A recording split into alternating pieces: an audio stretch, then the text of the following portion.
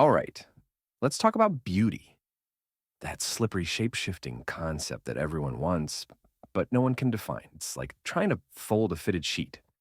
Confusing, frustrating, and ultimately pointless. But that hasn't stopped philosophers, artists, and marketing executives from giving it a shot. So, let's take a look at what some of history's greatest minds had to say about beauty and why they'd probably lose their minds over Instagram filters. First up, Plato, the man, the myth, the ancient philosopher who loved putting everything into a neat little category. According to him, beauty isn't just about what looks good, it's an eternal, unchanging ideal floating somewhere in the heavens. Basically, what we see here on Earth is just a blurry, low res version of true beauty. So, next time someone calls you pretty, just remember there's a perfect version of you out there, chilling in the cosmos, looking even better. Humbling, right? Also, imagine explaining to Plato that beauty standards now involve contouring, lip fillers, and whatever AI is doing to people's faces these days. He'd probably choke on his olives. Then we have Aristotle, who, as usual, had to be the practical one. He thought beauty was all about order, proportion, and symmetry. Basically, if your face aligns like a mathematically perfect puzzle, congrats, you're hot in an Aristotelian way. This is the same logic that led to those weird golden ratio TikToks, where people draw triangles on their faces to prove they're attractive. Aristotle would be thrilled or confused, probably both. Fast forward a bit, and we get to Immanuel Kant, the human embodiment of a deep sigh.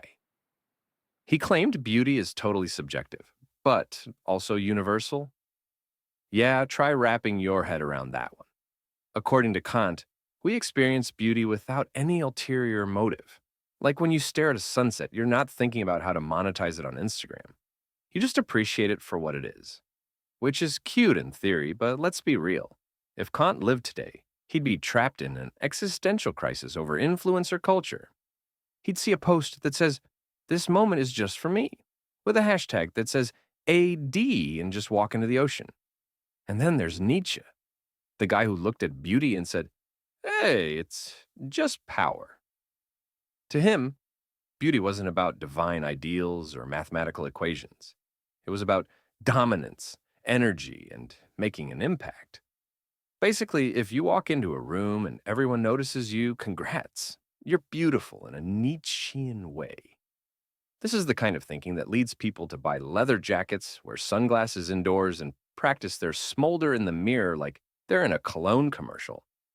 Of course, we can't forget the modern era, where beauty is a chaotic battlefield of filters, Photoshop, and that one AI that keeps trying to convince us that aliens have flawless skin. Now, beauty is whatever gets the most likes, and symmetry has been replaced by vibes.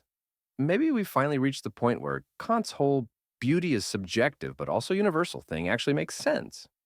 Or maybe we've just collectively given up and let algorithms tell us what's attractive.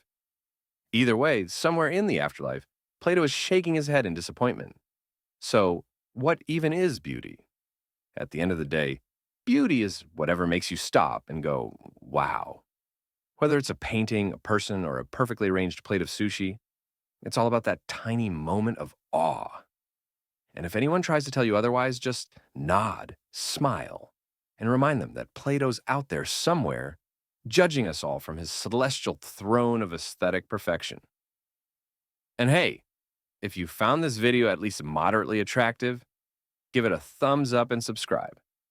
Otherwise, Nietzsche will appear in your dreams and critique your posture. You've been warned.